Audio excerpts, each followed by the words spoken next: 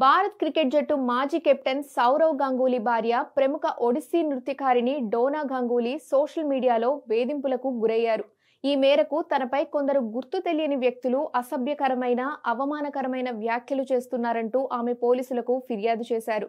ఇక ఈ ఘటనపై కేసు నమోదు చేసుకున్న పోలీసులు దర్యాప్తు ప్రారంభించినట్లు వెల్లడించారు. కాగా ఇటీవల జరిగిన కోల్కతా ఫిల్మ్ ఫెస్టివల్లోనూ డోనా గంగూలీ నృత్య ప్రదర్శన ఇచ్చారు. ఆ తర్వాత ఒక ఫేస్బుక్ పేజీలో ఆమెను లక్ష్యంగా చేసుకొని అనుచిత పోస్టులు ప్రత్యక్షమయ్యాయి. తనను బాడీ షేమింగ్ చేయడంతో పాటు తన ప్రతిష్టకు భంగం కలిగించేలా కొంతమంది పోస్టులు పెట్టారని డోనా ఆరోపించారు. ఈ నేపథ్యంలో ఆమె ఠాకూర్ పుకర్ పోలీస్ స్టేషన్లో అధికారికంగా ఫిర్యాదు చేశారు.